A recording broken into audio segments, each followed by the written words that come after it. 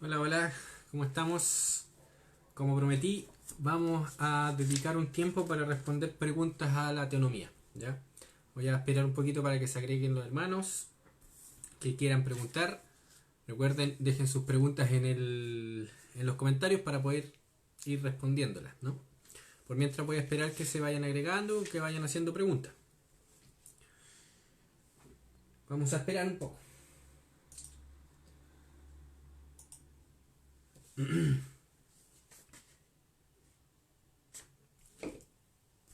Ya, por mientras voy a exponer lo que es la doctrina del teonomismo. Vamos a hablar acerca de lo que es el teonomismo en sí, un breve resumen y luego ver si hay algunas dudas, preguntas o incluso eh, algunos ataques contra la teonomía, a ver qué tan razonables puedan ser. ¿Mm? Estoy dispuesto a responder toda pregunta que se exponga, siempre y cuando pueda responderla, ¿no? No tengo absolutamente toda la respuesta. Sin embargo, este es un tema que he estudiado durante mucho tiempo y creo que es un tema que la Iglesia ha abandonado y un tema fundamental, tan fundamental como lo es, por ejemplo, la doctrina de la inerrancia de la Escritura o la doctrina de la Escritura, de la inspiración de la Escritura. Es tan importante porque se desprende de ahí, la teonomía, se desprende de la doctrina de la Escritura, la naturaleza de la Escritura, de la palabra de Dios que tenemos. ¿Mm? Entonces, para eso hay que tener unos conceptos o unas presuposiciones para poder entender lo que es la teonomía, para poder comprenderla, para poder, digamos, introducirnos en ella. Hay que entender algo que todo el cristianismo ha entendido desde siempre, ¿no? Que solo Dios es soberano, solo Él. ¿Mm? No hay otro soberano aparte de Dios. ¿Mm? En nuestros últimos tiempos, hace cerca de 300 años, los últimos 3 siglos atrás, el concepto de soberanía ha sido, digámoslo así, prostituido. ¿Mm? Eh, Cuando se prostituye un concepto es cuando a ver, vamos al caso de la prostitución que todos conocemos, ¿no? O adulteración. Es la idea de que la dignidad de una persona se vende, se entrega y se puede hacer lo que quiera con ella, ¿no? La dignidad o la persona misma, ¿no? Esa es la persona que se prostituye. Entonces de ahí viene el concepto de la idea de prostitución, es aquel concepto que se entrega algo y se hace lo que quieras con ese concepto, ¿no? Se adultera. También la idea el adúltero es alguien que adultera los papeles, sus papeles. Por ejemplo, el marido que adultera, lo que está haciendo es adulterando su papel como marido, como esposo, mintiendo y viviendo una vida o haciendo un acto que no le corresponde. ¿Mm? Está adulterando su condición y sus papeles. ¿Mm? Eso mismo está pasando con el concepto de soberanía. ¿Mm? El concepto de soberanía, lo que se ha hecho en los últimos 3 siglos, bueno, esto es desde la Revolución Francesa o el siglo de las luces conocido, se ha tomado ese concepto, se le sacó todo lo que hay, todo lo que se había entendido en la cristiandad, y cuando hablo de cristiandad estoy hablando de la Edad Media, de aquella civilización cristiana, conscientemente cristiana. Se le ha sacado todo el contenido de lo que era la soberanía y luego se le ha metido lo que el humanismo considera que sea soberanía. A tal punto que hoy en día soberanía es sinónimo de Estado. ¿Mm? ¿Quiénes son soberanos? Los estados, nada más. ¿Mm? Hasta el punto que si usted toma un tratado de derecho, introducción al derecho, usted va a ver en esa introducción al derecho que hay una declaración común a todos, que solamente los seres humanos están sujetos a derecho. O sea, solamente los seres humanos son sujetos de derecho, ¿Mm? Negando así la soberanía de Dios y el derecho de Dios como soberano. Y esto ha pasado por un cambio de concepto. Pero ¿qué es la soberanía en sí? Y la soberanía tradicionalmente entendida, no como lo que se entiende hoy en día, que cualquier cosa puede ser soberana, una estupidez, es una completa estupidez. Pero vamos a saber por qué es estupidez. El concepto de soberano es aquel que puede hacer todo lo que su voluntad le plazca y que tiene el poder de hacerlo, tiene la dignidad de hacerlo, O sea que cuando hablamos de dignidad estamos hablando de alguien que es digno de hacer tales actos y que tiene el poder de hacer tales actos, ¿no? Y en el concepto de gobierno, de soberanía, en el ámbito del gobierno, porque soberanía también está en el ámbito de la predestinación, de la majestad, de la divinidad, porque solamente Dios es soberano, pero en el concepto del gobierno entre los seres humanos, el soberano es el que tiene el derecho a mandar y a dirigir las acciones de los miembros de una nación o de la tierra misma, la humanidad. Tiene el derecho a mandar y dirigir las acciones de toda sociedad humana. Es el que tiene el derecho y tiene el poder de ejercer coacción, ¿m?, contra ese pueblo que no le quiera obedecer, porque tiene poder, es el soberano. ¿M?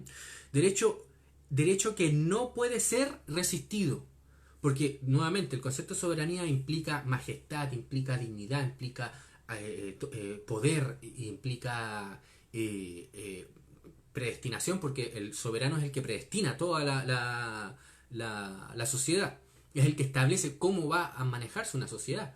Eh, Demos un caso específico como hoy en día se aplica este concepto de soberanía, porque a pesar de que se ha cambiado, se ha prostituido, se mantiene lo básico de lo que es la soberanía. Por ejemplo, el Estado tiene en sus brazos burocráticos municipales, por decirlo así, tiene planes se llaman los planes regulador, el plan regulador, se les llama acá en Chile, por ejemplo. Acá en Chile se le llama plan regulador, es que el Estado define cómo va a ser una cierta locación o cierta comunidad, cierto terreno. Y se les dice cómo van a construir, qué cosas se puede hacer, qué cosas se van a hacer. Se predestina todo está predestinado. Y quiero decir con predestinado está todo programado. Es una forma de ejecutar la predestinación, ¿no? El Estado dice esto va a ser así y así va a ser y se va a ejecutar. ¿Mm? ¿Por qué él puede hacer? Porque él es el que tiene la soberanía. Por ejemplo, si yo decido en mi tierra, me compro una tierra, unas varias hectáreas, y decido ahí hacer un edificio y hacer, no sé, un centro comercial o hacer lo que a mí se me dé la gana, yo no lo puedo hacer, porque yo no soy soberano de la tierra. ¿Quién es el soberano de la tierra? El Estado. Y el Estado es el que dijo cómo se debe usar esa tierra, y ya lo tiene estipulado. ¿Mm? De hecho, yo tengo aquí un librito, deja buscarlo un poquitito, lo tengo acá. Acá. Aquí está. Yo tengo aquí unos libros que hablan acerca del plan regulador, ¿ya? Y que establecen que el Estado es el único que tiene el derecho de decidir cuál va a ser el uso de la tierra. ¿Y por qué? ¿En virtud de qué cosa el Estado está decidiendo que se haga tal o cual cosa en la tierra? En virtud de su soberanía, ¿verdad? Entonces vemos que está operativo el concepto de soberanía en su esencia misma de que el que es soberano es el que tiene el poder de mandar, de predestinar, de tener la majestad. Todo eso se ve en el Estado. Pero resulta que el Estado no es digno de ser soberano, no tiene dignidad de ser soberano. Por lo mismo, por lo que venimos diciendo, ¿no? El soberano es el que tiene derecho de mandar y dirigir las acciones de los miembros de una sociedad con poder de coacción, derecho que no puede ser resistido. ¿Por qué? Porque es digno, ¿no? Es digno. Todo lo que él manda es digno de obediencia, todo lo que él manda es bueno, todo lo que manda es justo, porque es el soberano, ¿verdad? También el soberano tiene que ser perfecto, tiene que ser bueno, tiene que ser todopoderoso, tiene que ser omnisciente. Es necesario. Esta es la definición clásica de lo que sería soberanía. Soberanía. Por tanto,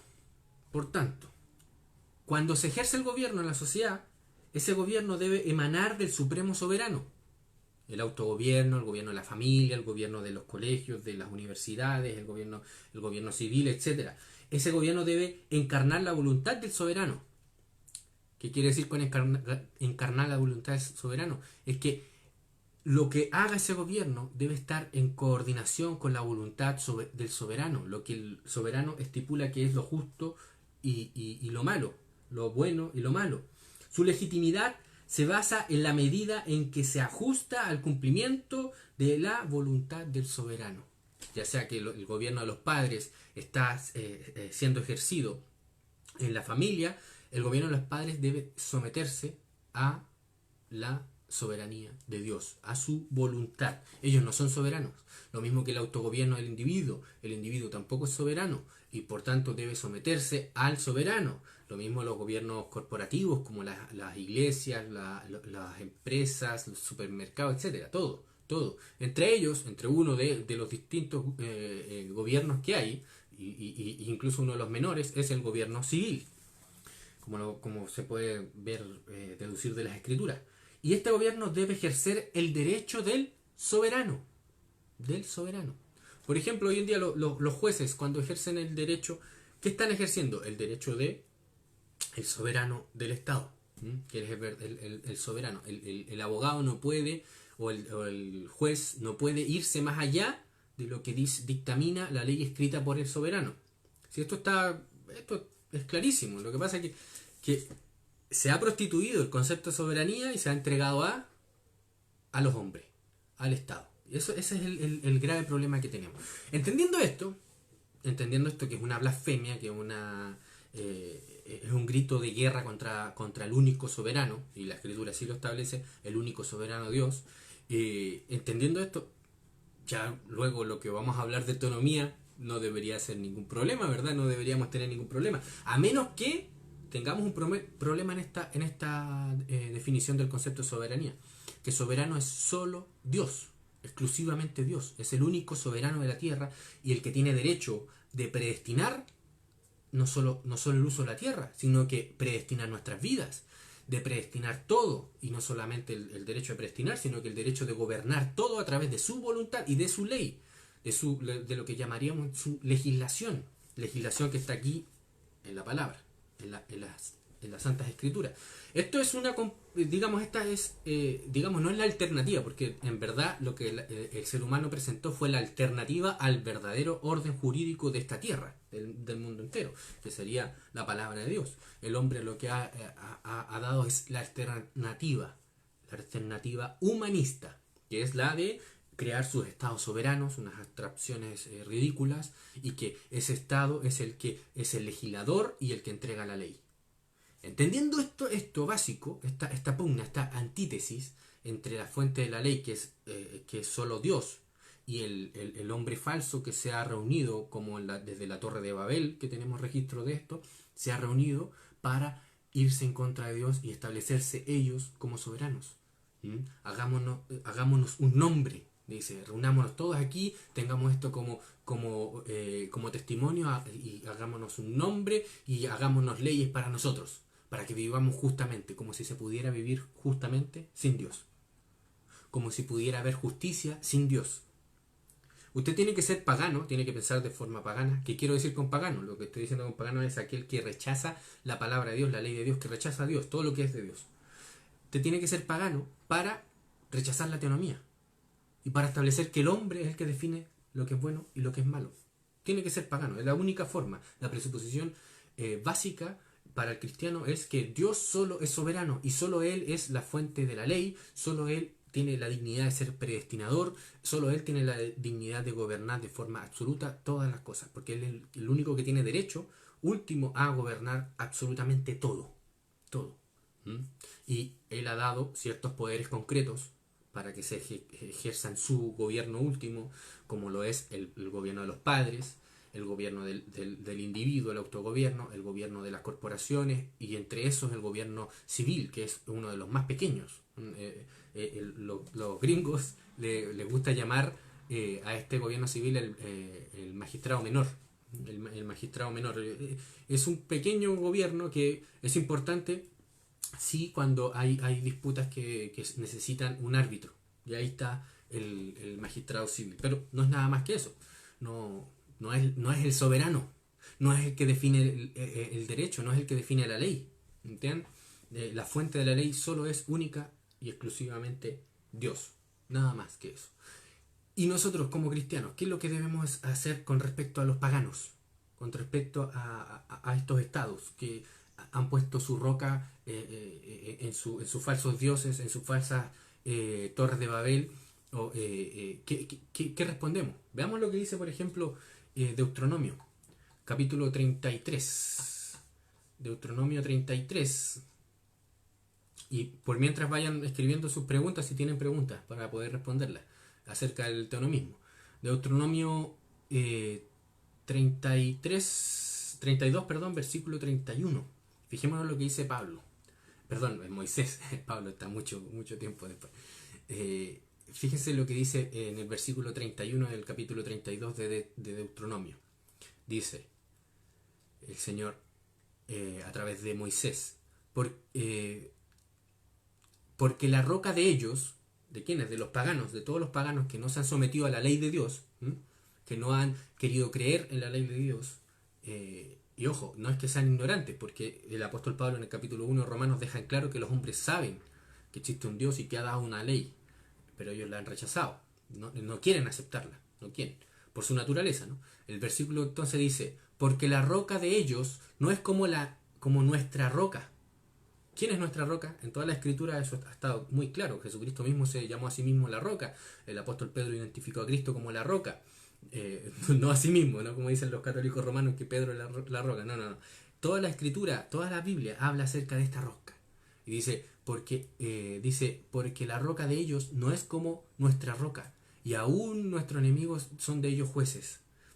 No vamos a explicarte esto entero, pero lo que quiero hacer ver es como Moisés hace ver que ellos están descansando en rocas basadas en dioses falsos, pero la nuestra es Jesucristo, el Mesías, el legislador, el que entregó la palabra, porque Jesucristo es el verbo encarnado, la palabra encarnada. La palabra encarnada. Fíjese lo que dice el 37. Moisés dice, y dirá, ¿dónde están sus dioses? La roca en que se refugiaban, ¿dónde están? Si las ha fallado. Bueno, estamos siendo testigos hoy en día de cómo estas rocas falsas, basadas en los dioses falsos, están todos colapsando, que serían los estados, ¿no? Todos colapsando, todos ejerciendo la tiranía al máximo y viendo cómo se descontrola las sociedades. Aquí ya tenemos una pregunta. Vamos a ver la pregunta y después de esta pregunta voy a pasar a lo que sería la naturaleza de la palabra de Dios, lo que sería la ley indivisible, que eso es necesario entenderlo. Ya, la pregunta dice, a ver, vamos a leer, creo que es la única que he tenido, no sé si hay otra. Dice, como una objeción, Daniel Cabrera pregunta, como una objeción hacia la ley de Dios, especialmente de feministas y ateos, he visto que citan Deuteronomio 22, 28 al 29.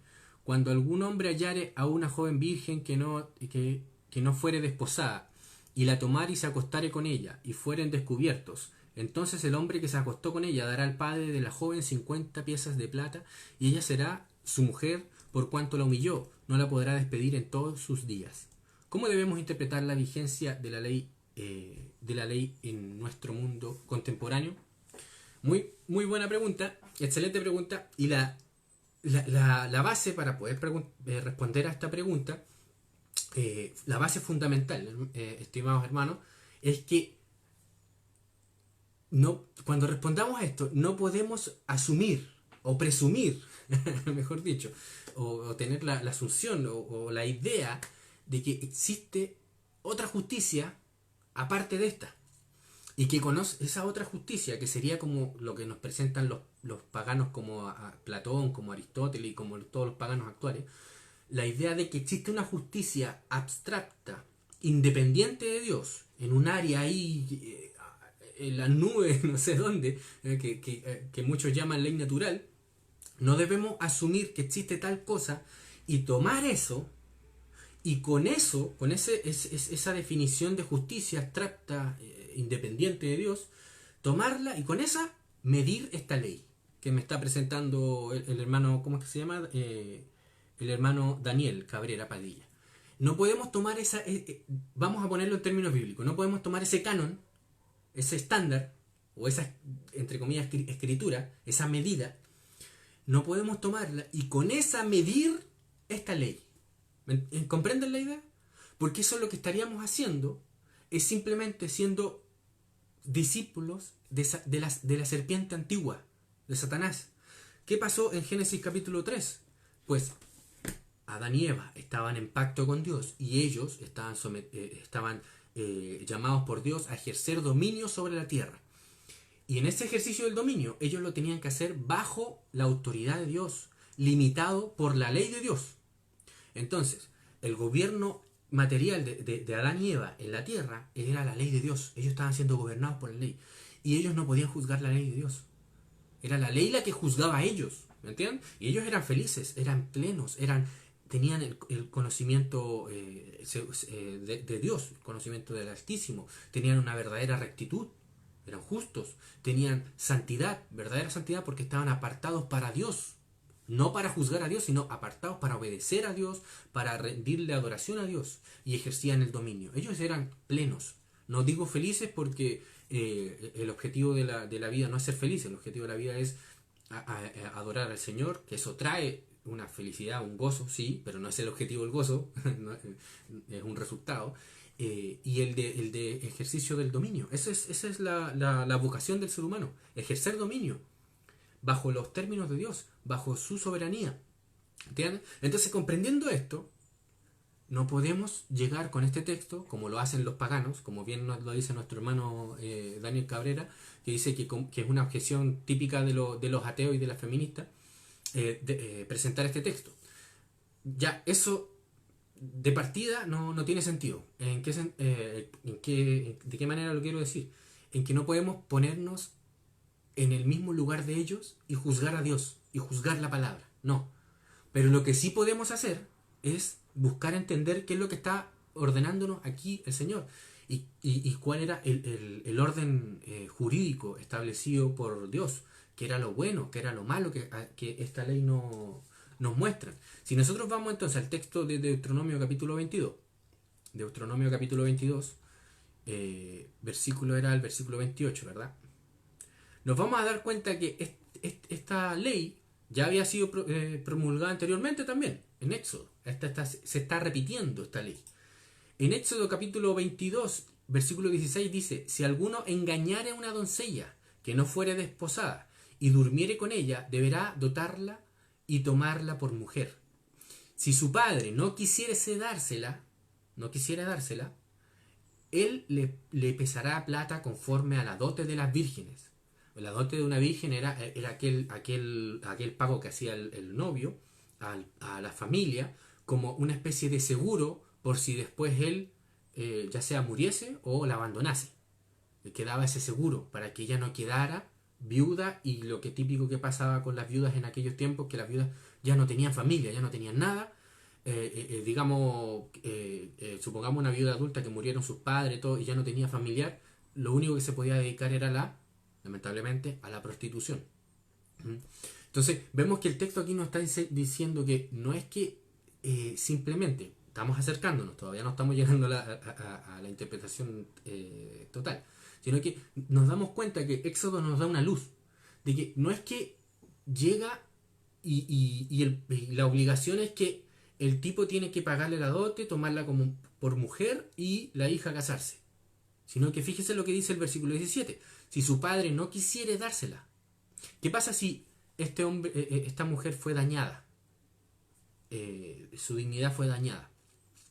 Y la mujer no es que fue engañada, sino que fue forzada, como da la idea en Deuteronomio capítulo 22, porque hay una palabra ahí que en el hebreo que da la idea de fuerza, de tomar así como ven para acá.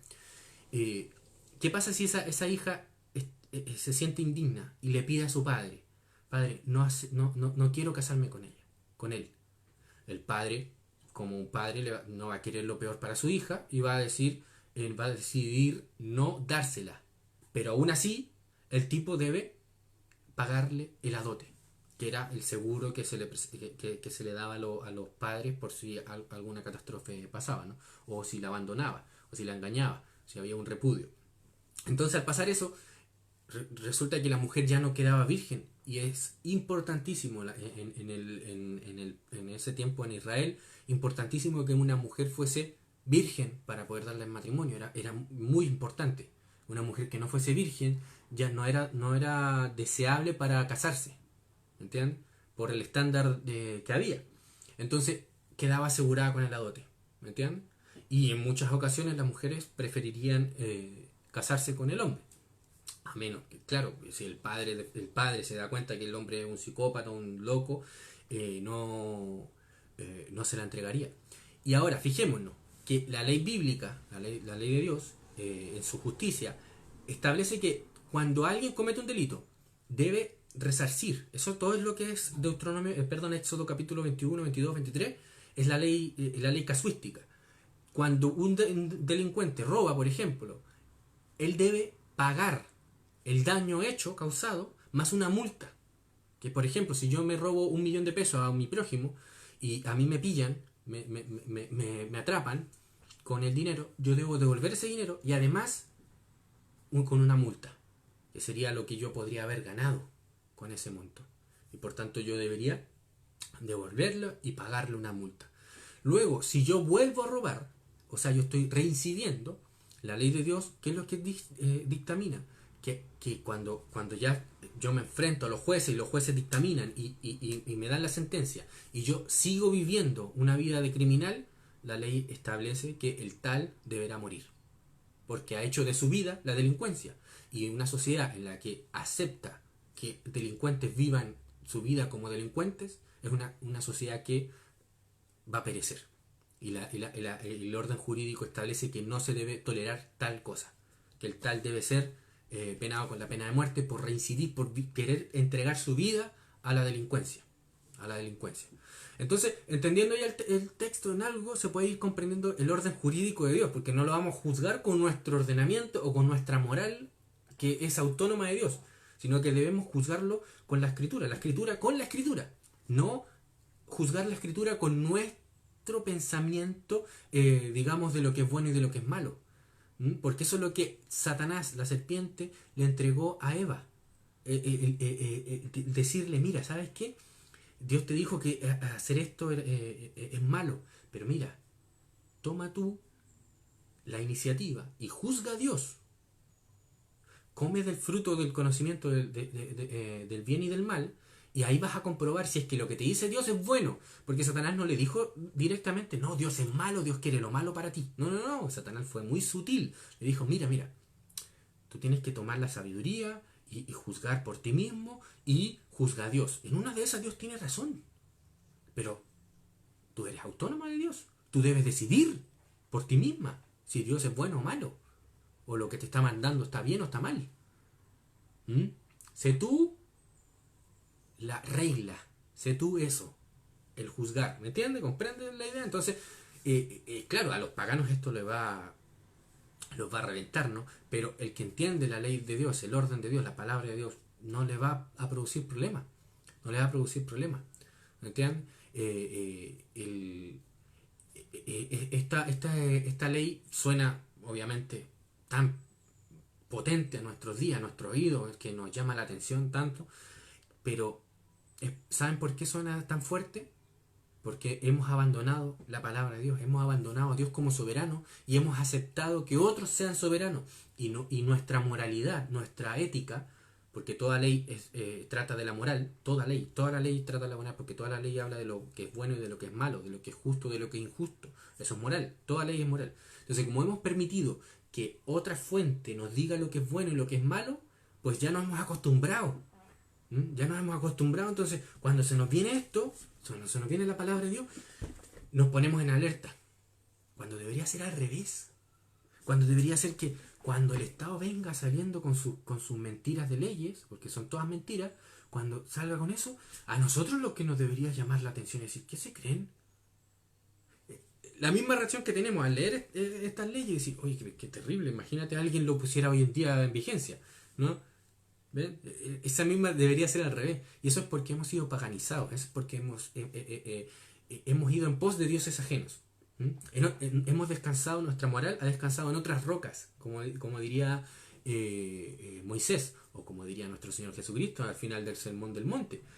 Aquel que construye su casa, su edificio, su moralidad, su ética, su vida, su cosmovisión bajo la arena, pues no va a prevalecer. Pero el que la construye bajo la roca, que es Cristo, pues ¿cómo vamos a juzgar a Cristo mismo si es nuestro fundamento? O sea, es como pegarnos un tiro en los pies. Es así de simple, ¿no? Eso, vamos a ver si es que hay otra pregunta. Daniel, nuevamente, dice, estoy leyendo, ¿por qué tantos cristianos separan la ley de Dios en la ley moral? Excelente pregunta, hermano. La ley moral, la ley ceremonial y la ley civil, y dicen que solo está vigente la ley moral y que la ceremonial terminó con Cristo y la civil terminó con la teocracia? Muy buena pregunta, excelente. Y yo quería responder esa pregunta.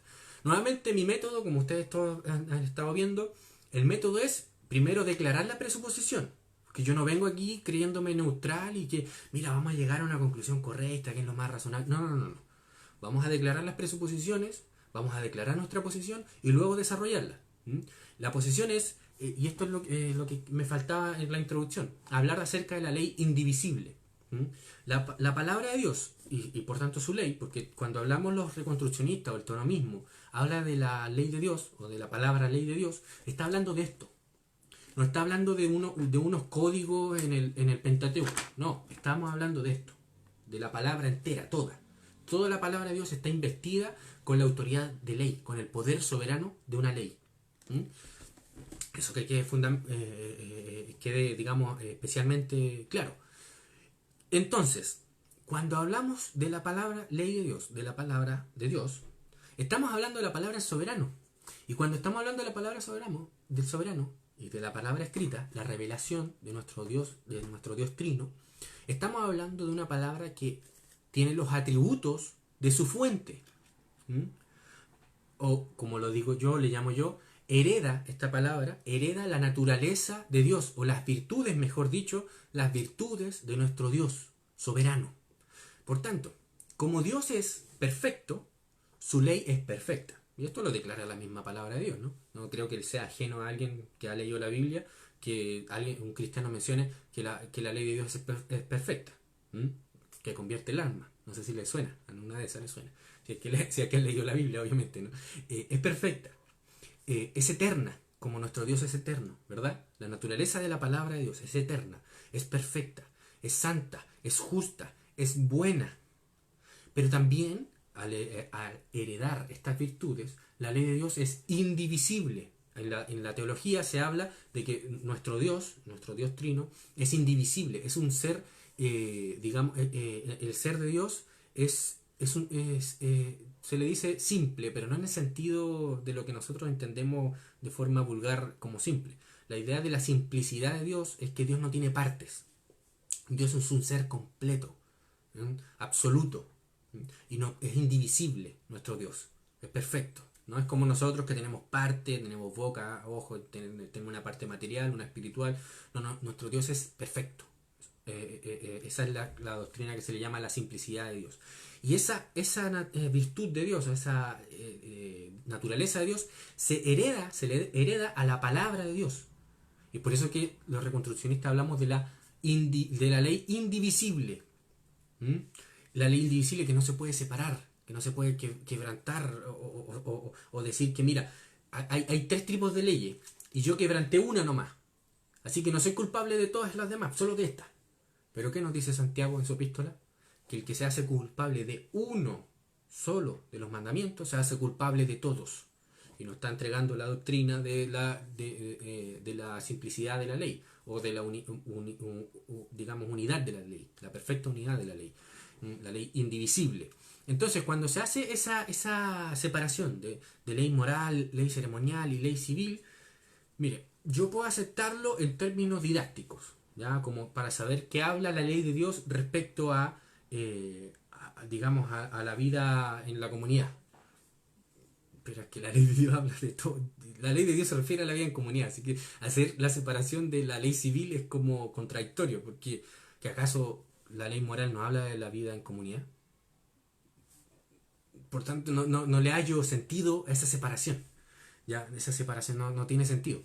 Pero, ya, en términos didácticos, digamos que la ley civil se puede referir a aquella que está en manos de los jueces civiles, aquellos árbitros que sí pueden, por ejemplo, condenar, por ejemplo, el robo, pero el juez civil no puede condenar buscar una pena, una sanción civil con respecto a la codicia. No sé si supongamos que yo soy culpable de ser codicioso, pero no he llevado al acto de robar, un juez no puede darme una sanción. A pesar de que sí existe una sanción, porque toda ley tiene sanción, porque ley que no tenga sanción no es ley. ¿Entiendes? Solo que digamos, el gobierno civil o el magistrado no tiene la jurisdicción de aplicar la sanción a tal delito, porque es un delito. Entonces, si quieren hacer en ese sentido la separación de ley civil, sí, pero no hay separación en la ley de Dios y toda la ley de Dios es moral, toda la ley de Dios es moral. ¿Mm? Por algo es que cuando se habla por ejemplo, las leyes ceremoniales como las leyes de la menstruación, se está hablando de estar en una época de impureza y la impureza denota algo malo y con respecto a algo bueno, o sea, es moral.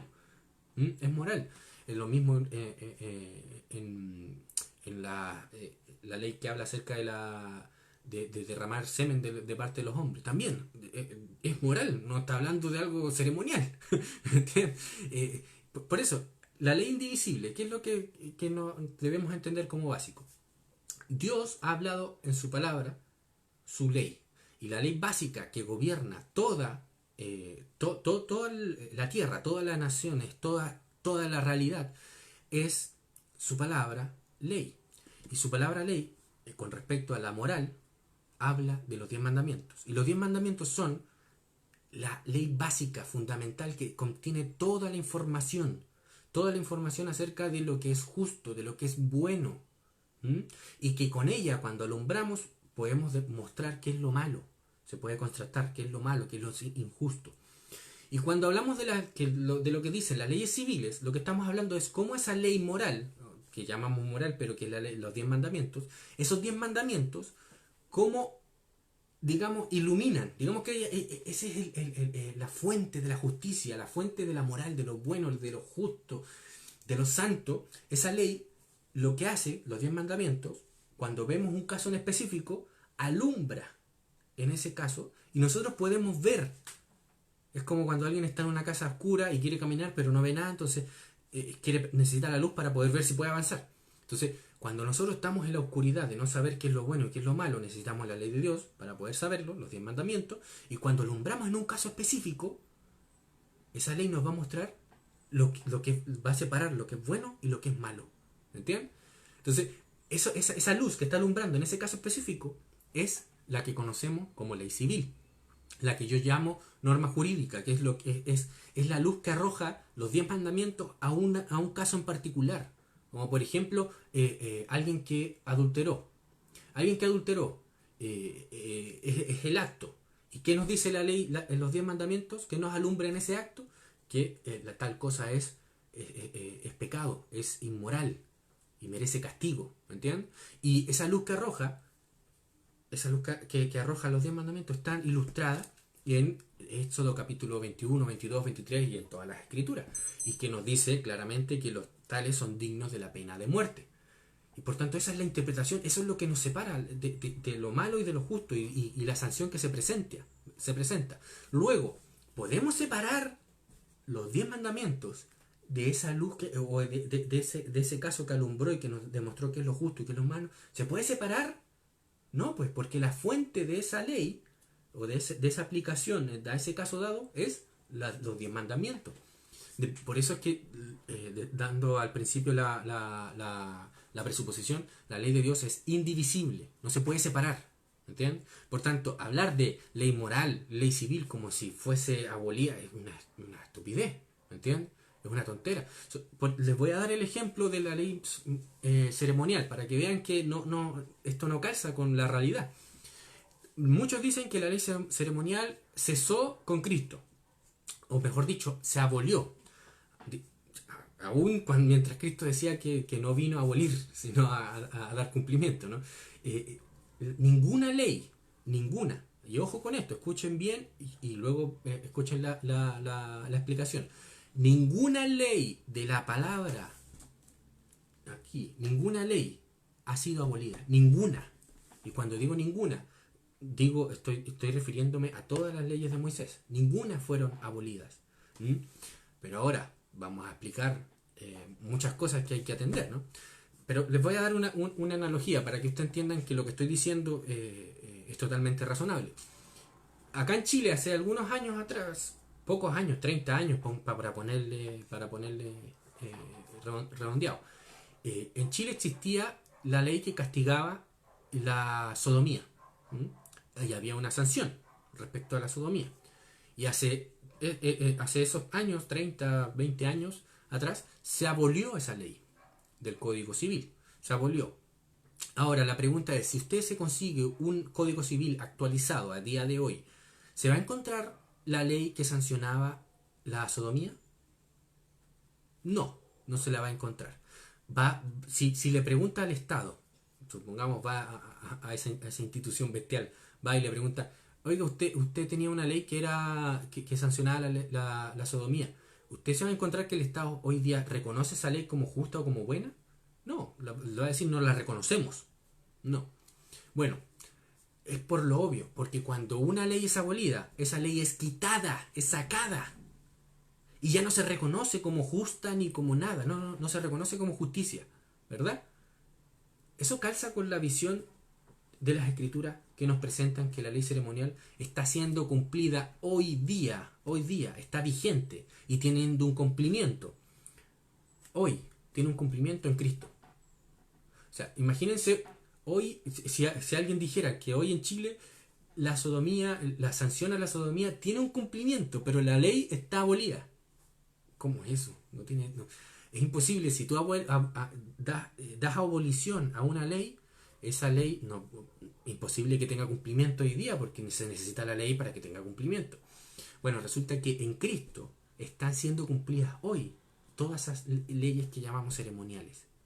Esas leyes se están cumpliendo en él, a tal forma que cuando uno lee, por ejemplo, el libro que más se nos viene a la mente cuando hablamos de las leyes ceremoniales, Levítico, cuando uno lee Levítico, uno está estudiando a Cristo. Uno está viendo a Cristo y está gozándose en Cristo. Y no solamente eso, sino que uno en Cristo está cumpliendo. Hoy día estamos cumpliendo esas leyes de forma espiritual, no el hecho material, porque el hecho material ya tuvo un cumplimiento, digamos, subjetivo, ya se cumplió en Cristo. Y en Él se están cumpliendo esas leyes. Es por eso que el cristiano no necesita cumplir estas leyes que están, por ejemplo, en Levítico, que llamamos ceremoniales, que la Biblia no las llama ceremoniales, pero nosotros didácticamente le hemos llamado así. Esas leyes están siendo cumplidas hoy por los cristianos y en especial en Cristo. ¿Me entiendes? Entonces, tiene un cumplimiento, y toda ley que tiene cumplimiento es ley que está vigente. ¿Me entiendes? Lo que no debemos hacer hoy es cumplir el acto que se pide de esas leyes ceremoniales, el acto material. ¿Por qué? Porque eso sería una prevaricación, eso sería irnos, o sea, desconocer a Cristo, desconocer el cumplimiento de esa ley. ¿Ya? Creo que queda claro, ¿no? La idea.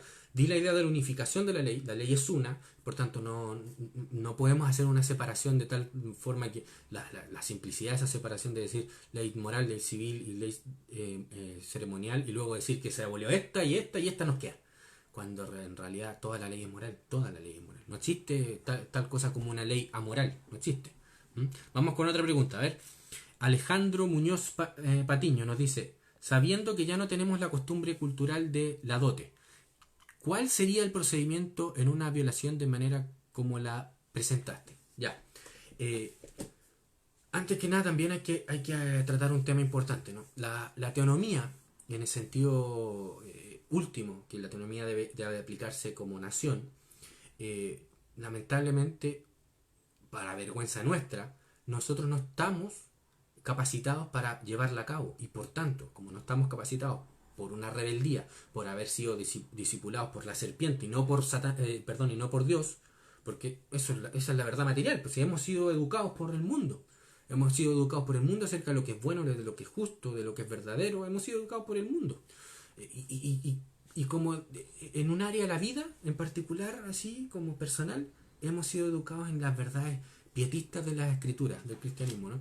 Pero en las cosas últimas y es decir, que importante, lo que importan en la vida material, hemos sido educados por el mundo, por el Estado, etcétera. Entonces, ante eso, ante una iglesia infantil, ante una iglesia que se ha prostituido con el mundo, no tenemos la capacidad de ejercer este teonomismo, de ejercer esta palabra, porque eso es un privilegio, hermano, eso hay que entenderlo. Esto es un privilegio.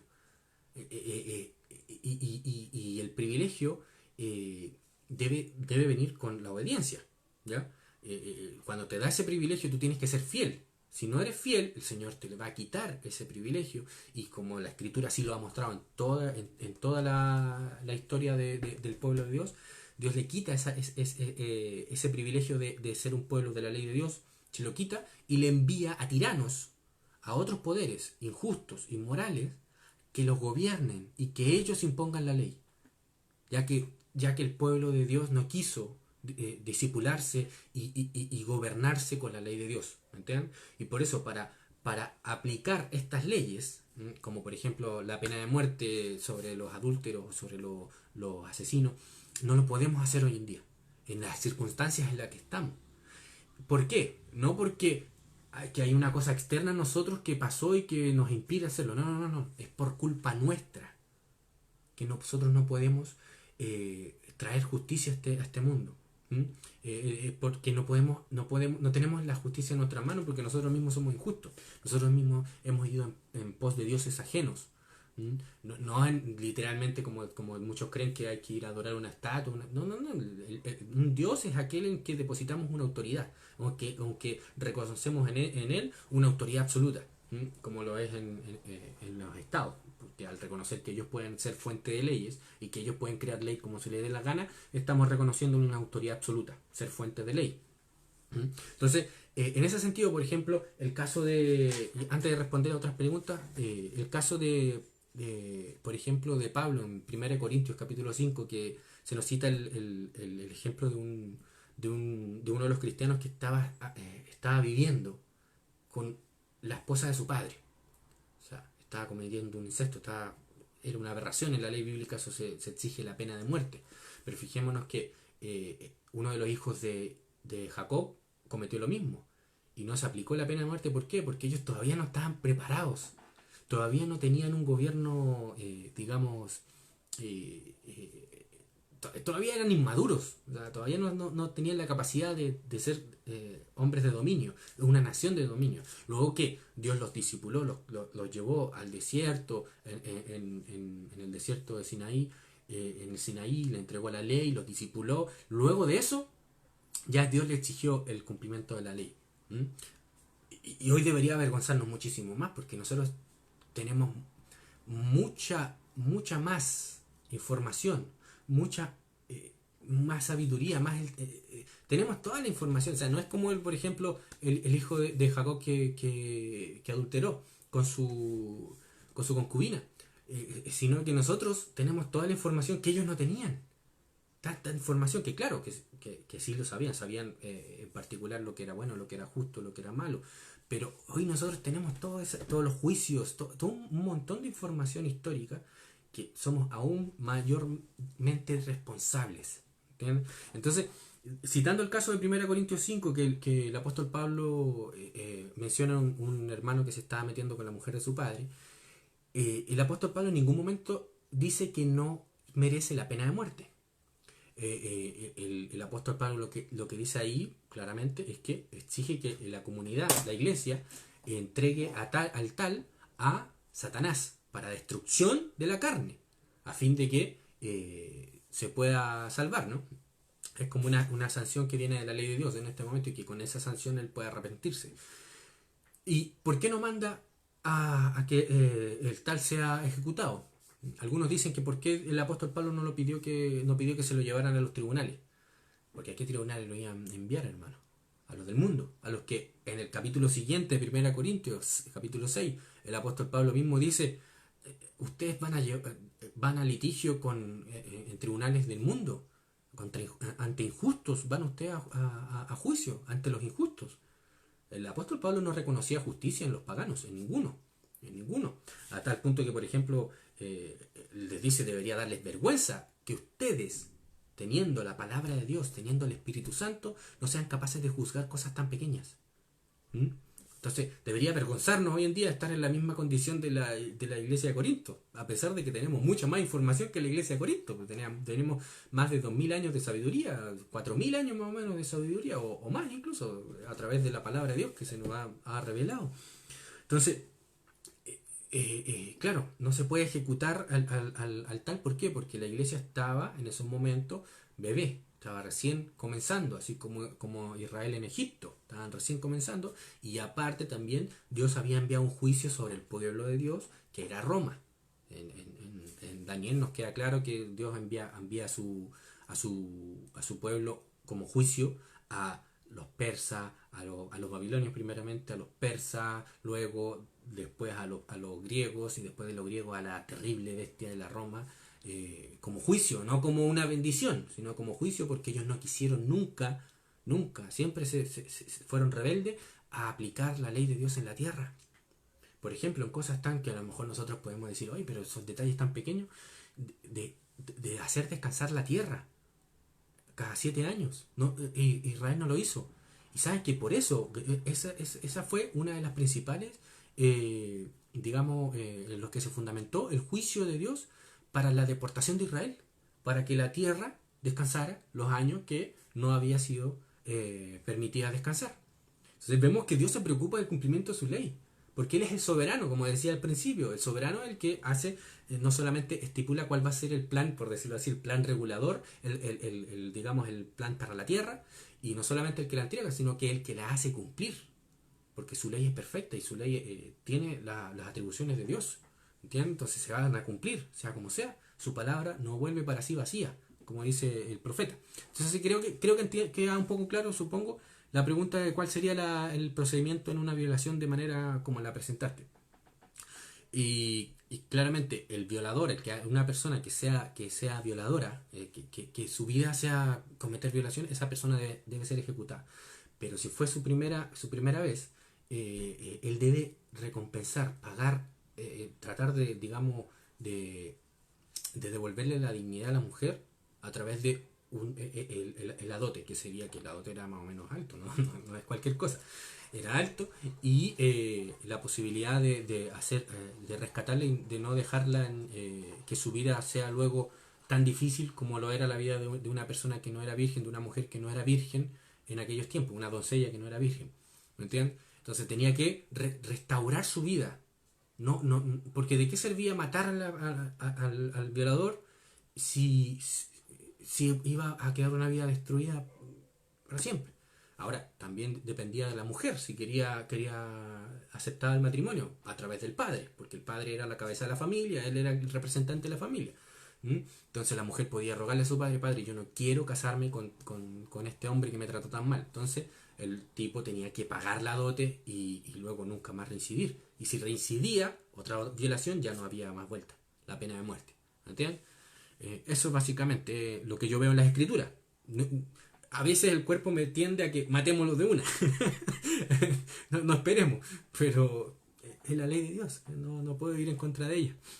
Así como un juez no puede ir en contra de la ley de los estados, de su estado. Otra pregunta aquí, última pregunta, de Daniel Cabrera Padilla. Dice: ¿hay alguna diferencia entre reconstruccionismo y teonomía?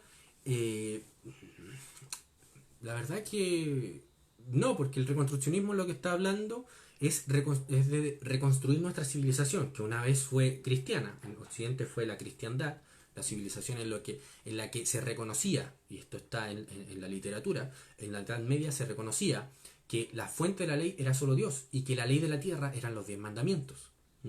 Luego, con el tiempo, a través de la lectura de Aristóteles, y a través del tomismo, a través de Escoto, si mal no recuerdo, empezó el escolasticismo siempre reconociendo que la ley de la tierra eran los 10 mandamientos, pero empezó a meter la idea de la ley natural y a separar, y luego esto se desarrolló hasta nuestros días, en la que prácticamente se negó la ley de Dios como la ley de la tierra, sino que es como una cosa así como espiritual, así como que algo que está ahí, pero lo que importa es la ley que crean los estados.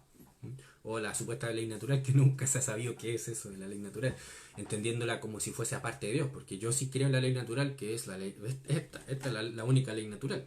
Es la ley natural, así como una analogía que podría decir, que es: ¿cuál es el manual para, no sé, para armar supongamos que te viene una bici desarmada y tú necesitas armarla y no tienes idea cómo? Tú necesitas el manual. El manual es lo natural para armar la bici, no lo que tú crees que es que se pueda armar la bici, porque si yo llego y no me guío por el manual, anda a saber cómo queda esa cosa.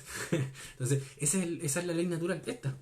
Así, básicamente. La palabra de Dios es la ley natural. Entonces, por eso, la diferencia entre reconstruccionismo y teonomía no debería haber ninguna, porque si creemos en la teonomía, creemos que hay que reconstruir nuestra sociedad a la luz de la palabra de Dios, de toda la palabra de Dios, no de un pedacito, de toda. Y esta es una cosa que se me fue también decir. Eh, Aquellos que creen en la división de la ley y que dicen que hay algunas leyes que se abolieron, ellos no son más que discípulos de Marción. Ustedes conocerán, no sé si alguno ha leído en teología de Marción, lo que hizo en los primeros siglos. Fue el primer dispensacionalista, digamos, que quiso eliminar parte, bueno, en realidad eliminó todo el Antiguo Testamento y parte del Nuevo Testamento y se quedó con algunos escritos de Pablo, porque habían otros que eran muy, muy judíos para él. Es eso, es abolir. Marción era un verdadero hombre que creía en que la ley civil y la ley moral habían sido abolidas. Él sí que creía eso. Eh, Eso básicamente. No sé si hay otra pregunta. Ahí dice, tiene que necesariamente, aquí estoy viendo, tratando de leer, a Raúl Alonso Cortés. Dice, tiene que necesariamente un trono, un teonomista, debe haber sido el autocorrector, tiene que necesariamente un teonomista tener una posición postmilenaria. Eh, mm, no creo que sea, digamos, obligación, sino que al ser teonomista y tú buscar que o declarar que Dios es el que la fuente de la ley, tú vas a tener la esperanza en que Dios va a triunfar, de que Dios va a restaurar los cielos y la tierra, a traer la paz a este mundo y, y por tanto eh, vas a tener una esperanza, o sea, no, sería desesperanzoso, si existe esa palabra, eh, creer que las cosas deberían hacer así, pero que nunca lo serán y que Dios no tiene poder de hacerlo. Entonces, yo creo que esto se va a dar. No es que tú tienes que hacer esto para. No. Tú al ser teonomista te vas a ir dando cuenta que Dios en la escritura, por ejemplo, establece al Mesías desde Génesis capítulo 3, 3.16 me parece, o 3.15, establece que va a venir el hijo de la mujer que va a traer la redención y toda la escritura nos va mostrando cómo ese hijo o ese Mesías que va a venir va a restaurar todas las cosas a tal punto que llega el Salmo 110 declarando que el Mesías se va a sentar a la diestra de Dios el Padre y va a someter a todos sus enemigos y los va a poner como estrado de sus pies. Esto es que el soberano está por encima. Nuestro Señor Jesucristo, el verdadero soberano, está por encima de todos sus enemigos e incluso Él descansa sus pies sobre ellos. Entonces, el Salmo nos dice claramente que se sienta a la diestra de Dios Padre hasta que todos sus enemigos sean postrados, sean estrados de sus pies, perdón, estrados de sus pies. Y eso es lo que estamos viendo hoy en día y eso es lo que debemos esperar, porque el Salmo así lo dice. Y el Nuevo Testamento, ustedes busquen una concordancia de cuántas veces se cita el Salmo 110 y vean cómo el Nuevo Testamento interpreta ese Salmo. Cómo va viendo que, por ejemplo, el apóstol Pablo en 1 Corintios 15 dice que es necesario que Cristo reine hasta que todos sus enemigos sean puestos por estrado de sus pies. Entonces, es necesario que Él reine hasta que todo se someta a Cristo. 2 Corintios capítulo 10, versículos 3 al 6, también habla de la milicia de la iglesia, del propósito de la iglesia, que es de llevar cautivo toda oposición a Cristo, todo aquello que se oponga a Cristo, hay que llevarlo cautivo a Cristo, a que se someta a Cristo. Pero con las armas del Espíritu, obviamente, no con la violencia o con las armas como por ejemplo malentendieron en la época después de la Reforma y malentendieron los católicos también en esa misma época. No es con armas, sino con las ideas, llevando todo con el poder del Espíritu, con las armas del Espíritu. Porque sí hay armas, pero son espirituales. ¿Entiendes? Eso, y creo que me fui un poco pero no, sí, eso también es teonomía. O Meli Eligo dice, ¿por qué tratar de cumplir una parte de la ley sería prevaricación y tratar de cumplir el resto no? A ver si entiendo. ¿Por qué tratar de cumplir una parte de la ley sería prevaricación y tratar de cumplir el resto no? A ver si comprendo el argumento. Voy a tratar de entenderlo. No quiero equivocarme, pero a ver, de haber sido por mis palabras acerca de cuando dije que que quien no quiera cumplir una parte de la ley estaría prevaricando, porque eso es lo que el concepto de prevaricación se ilustra claramente en lo que es un juez. El juez, cuando va a dictaminar una sentencia, tiene que dictaminar según el estándar de la ley, no según su opinión. En el momento en el que el juez dictamina según su opinión, que está en contra de la ley, está prevaricando. ¿Me entiendes? Eso es lo que quiere decir concepto de prevaricación, no someterse a la autoridad en el juicio. Entonces, cuando me hace esa pregunta, me parece, no sé si no me entendió bien lo que quise decir o no, pero la idea es que cuando alguien niega la ley civil, por ejemplo, lo que está haciendo es prevaricar, porque está negando la aplicación de la ley, de los 10 mandamientos a un caso dado, la está negando y por más que de forma implícita, sino que de forma literal y explícita, está negando los 10 mandamientos. Porque nuevamente los 10 mandamientos alumbran en un caso dado, y ese caso, al ser alumbrado, uno puede ver con la luz de los 10 mandamientos lo que es bueno y lo que es malo, lo que es justo y lo que es injusto. Entonces, si nosotros decimos que eso que estamos viendo, que es injusto e injusto, ya está abolido, estamos diciendo que la luz que refleja los 10 mandamientos a ese caso están abolidas. Por tanto, apagamos los 10 mandamientos. Si me entienden la analogía. Creo que con eso respondo. Si quieren me manda de nuevo la pregunta reformulada. Raúl Alonso Cortés dice: ¿puedes hacer un breve resumen de la historia del teonomismo desde los días de los apóstoles hasta nuestros días y su relación con las posturas escatológicas históricas? Bueno, este no es un tema de escatología, yo quería hablar de la ley, pero fijémonos que, por ejemplo, en Atanasio, que fue el primer postmilenialista escritor que conocemos, creo, a lo mejor me estaré equivocando, fijémonos que Atanasio veía cómo el Evangelio mismo, la palabra de Dios y la ley de Dios, porque todo es uno, no hay una...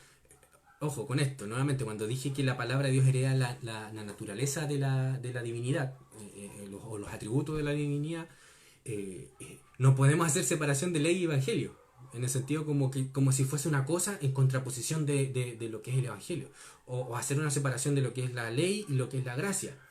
No, pues, de lo que estamos hablando es de la ley de la gracia. Porque, por ejemplo, cuando Israel recibió la ley, la recibió para que fuese nación de Dios. O sea, primero Dios le dijo: tomen esta ley, si ustedes la cumplen, luego ustedes podrán ser mi pueblo. O en realidad Dios, como dice el prefacio de los 10 mandamientos, tomó a Israel de Egipto, de la esclavitud, lo redimió y le entregó luego una ley, luego de la redención. ¿Me entiendes? Luego de redimirlos, le entregó una ley. Por tanto, la ley es la ley de la gracia, y el evangelio y la ley no están en contraposición. No, para nada. De hecho, es por nuestra rebeldía que necesitamos el evangelio, que nos proclama el perdón de nuestros pecados, esto es, el perdón de transgredir la ley de Dios, y la redención, la restauración. Y si nos restaura a nosotros, nos restaura a todo el mundo. Y eso es lo que creía, por ejemplo, en Atanasio, que el evangelio no solamente restauraba a nuestras personas, sino que restauraba al imperio romano. Esa era la fe de los primeros cristianos, de la restauración del imperio. De hecho, los cristianos no se consideraban enemigos de Roma, se consideraban los mejores amigos de Roma. ¿Qué querían decir con esto? Que ellos les iban a traer la paz de Cristo, que ellos iban a reconciliar a Roma con Cristo, que a través de la predicación del Evangelio el imperio romano iba a dejar de ser la bestia que era, para llegar a ser un siervo, un ministro de Cristo. Por eso que por ejemplo, los apologistas como, creo que lo tengo acá, Ireneo, por ejemplo, o Justino Martí, por ejemplo. Justino Martí escribía que ellos buscaban lo mejor para César, y para ello ellos intercedían por César, y la idea de la intercesión por César era una blasfemia para César, porque César era el señor, el Kyrios, el soberano. ¿Cómo podía haber alguien sobre César que podía darle una bendición? O sea, ¿cómo podía? A ver, se lo pongo de otra forma. Cuando yo necesito una ayuda de un superior y no lo alcanzo, yo necesito a alguien que interceda por mí, ¿verdad? Y ese que intercede por mí es mayor que yo, porque tiene entrada más directa con el superior, por tanto es mayor que yo. Entonces, ¿qué es lo que estaban diciendo, por ejemplo, Justino Martí a César? Ellos le estaban diciendo: nosotros somos reyes y sacerdotes para nuestro Dios y podemos interceder por ti para que Dios te bendiga y te dé sabiduría. Y eso a César no le gustó. Y ya saben el resto de la historia, ¿no? Y después podemos ver la conversión de Roma, como Roma cayó ante el cristianismo, se convirtió en el imperio pagano, el imperio que se fundamentaba en los dioses paganos, se convirtió al cristianismo. ¿Cómo puede ser posible eso? Un pequeño grupito de hombres despreciados llegaron a conquistar Roma. Y luego en la Edad Media vemos cómo el mundo occidental y también parte del mundo oriental reconocía la ley de Dios como la ley de la tierra. Y se hizo lo que conocemos hoy en día como la cristiandad y como algunos quieren llamar la edad oscura, que es un término que los paganos acuñaron para despreciar y desprestigiar la edad de la cristiandad. Eso es básicamente. Voy a prender la luz para poder leer. Sí. Ahí sí, ya. Otra pregunta entonces. Eso creo que es más o menos un resumen. y, y con respecto a detalles, hay libros que se podrían citar, pero lamentablemente están en inglés, lamentablemente. Otra pregunta que podría haber, Jesse Santo pregunta, pero hoy tampoco podemos ejecutar a ningún hermano que ha cometido adulterio, si no nos encarcelan de por vida. Tampoco podemos andar ejecutando homosexuales. ¿Cómo debemos actuar realmente frente a lo que menciono? Bueno, la ley de Dios, como decía al principio, la ley de Dios es la ley de la gracia. Y la ley que busca la restauración, la redención de nuestra tierra. Romanos capítulo 9, versículo 33 dice, Romanos 9, versículo 33, fijémonos lo que pasa cuando uno busca con la ley la justicia, o sea, busca la justificación, perdón, no la justicia, porque con la ley sí buscamos la justicia, pero a la ley no vamos para buscar nuestra justificación. Miren lo que dice Romanos 9:33, dice 30, dice, ¿qué pues diremos? Que los gentiles que no iban tras la justicia han alcanzado la justicia, es decir, la justicia que es por la fe, a través de la predicación del Evangelio, que trae como fruto la justificación y el que amemos, nosotros los gentiles, la justicia.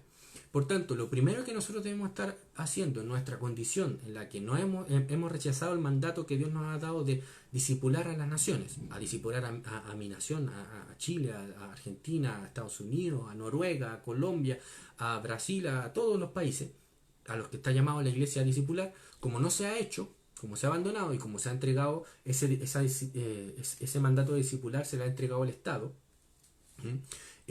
como no se ha hecho, por tanto, los gentiles hoy en día, ¿en qué condición están? En la condición que relata el apóstol Pablo, en la misma condición que estaban al principio. El apóstol Pablo decía, ¿qué pues diremos? Que los gentiles que no iban tras la justicia, en otras palabras, que estaban hundidos en el pecado, en la promiscuidad, en la injusticia, les ha alcanzado la justicia, les ha alcanzado la salvación. Por tanto, en estos momentos lo que nosotros debemos hacer, lamentablemente, y a ver, para vergüenza de la iglesia, y cuando digo de la iglesia, nosotros, yo el primero, como para vergüenza nuestra, nosotros debemos empezar a discipular a nuestras naciones. Pero, ¿cómo vamos a discipular si estamos negando algo básico, que es el teonomismo, que es la fuente de la ley de Dios? Primero, por tanto, debemos arrepentirnos, debemos formarnos a nosotros mismos, reeducarnos, porque todo lo que hemos aprendido lo aprendimos de la mentira del Estado. Hemos seguido a la serpiente, lamentablemente, en nuestras ideas. Lamentablemente, claro, hay luces, y es así. Por ejemplo, en Corintio muchos creían por ejemplo, en Corinto habían hermanos que creían que se podía adorar a Dios a través de los templos con las prostitutas. Y el apóstol Pablo los reconoce como hermanos.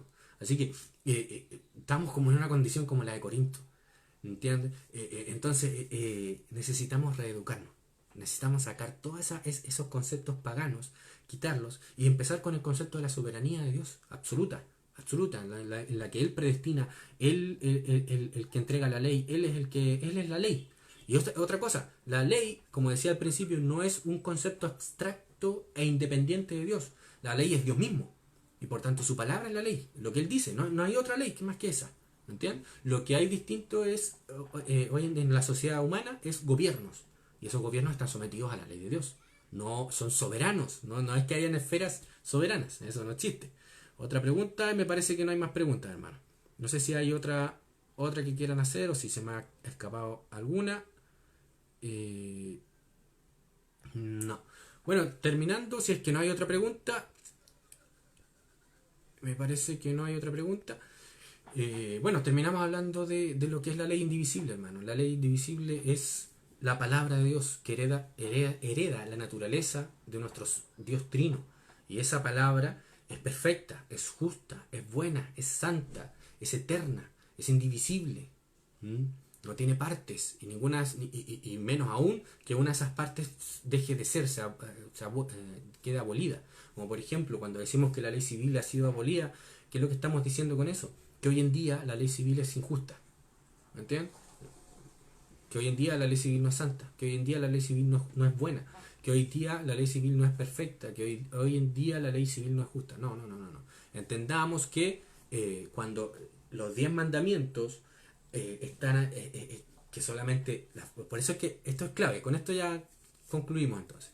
Los 10 mandamientos solamente pueden hallar su fuente en Dios, porque solamente una persona con un conocimiento exhaustivo, con un conocimiento perfecto del ser humano y de todo el actuar del ser humano y de toda la capacidad del ser humano que él mismo creó, es capaz de entregarnos esa ley y es capaz de tener esa información, ese conocimiento. Un hombre no pudo nunca jamás, ni en la reunión de todos los hombres, habernos dado esa ley perfecta, que es los 10 mandamientos, que contienen toda la información. Entonces, cuando usted tiene esos 10 mandamientos y se le viene un caso dado, hay un caso de injusticia en su comunidad, en su congregación, o hay un caso de que hay un altercado, usted necesita recurrir a la ley de Dios para conocer, o para, digamos, en la analogía, tomar esa linterna, esa luz de la palabra de Dios, alumbrar en ese lugar y ver qué es lo que le dice la palabra de Dios con respecto a ese lugar. Y para eso se necesita el Espíritu Santo, el discernimiento, el don del Espíritu, nuestro sometimiento a Él. Porque no somos capaces nosotros, porque recordemos, no son conceptos abstractos e independientes. No es que sea una cosa que es aparte de Dios y que nosotros tengamos la capacidad. No, Dios exige de nosotros dependencia, que dependamos de Él. Entonces cuando vamos a ese caso, necesitamos la palabra de Dios en oración, en ayuno, si es necesario, en que toda la congregación ore y que se pueda discernir qué nos alumbra la palabra de Dios con respecto a este caso. Y para eso yo he hecho un breve resumen en mi Facebook, lo voy a resumir de nuevo, acerca de la naturaleza de la ley, de cómo digamos en términos jurídicos, cómo se maneja la ley de Dios. ¿Ya? Y creo que hay una pregunta última, parece. Gracias por instruirnos. Bueno, hermano, gracias a ti. Gracias por escucharme a mí, porque ¿quién soy yo? Yo de repente salí por aquí por Facebook y ando hablando estas cosas, ¿no? Como que nadie me conoce. Bueno, hermano, eso creo que no sé si hay más preguntas o si hay, después trataré de responderlas. Un abrazo grande, que Dios les bendiga. Y recuerden, solo Dios es el soberano, solo Dios es la fuente de la ley, solo Él es el único digno de definir lo que es bueno, lo que es malo, lo que es justo y lo que es injusto. Por tanto, aceptar que los hombres puedan definir lo que es justo y lo que es injusto a través de definir leyes o de ser fuente de ley, eso es blasfemia. Nosotros no podemos aceptar eso. Yo fui blasfemo mientras era cristiano muchos años. Yo aceptaba la idea de un senado, de que los hombres facturen leyes. Pero no puede ser así. Lo que los hombres pueden hacer a través de los gobiernos que Dios ha establecido es aplicar la ley de Dios, gobernar sometidos a la ley de Dios. Eso es lo que Dios mandó a Adán y a Eva. El consejo de la serpiente, ¿cuál era? En que ellos mismos decidieran lo que era bueno y lo que era malo. ¿Y cuál fue las implicaciones y el desarrollo de esa idea? La Torre de Babel, que ustedes lo pueden leer en el capítulo 11 de Génesis. Y como vemos, todas las torres de Babel siempre Dios las ha destruido. Un abrazo, Dios les bendiga. Su servidor, Yusef. Chao, chao.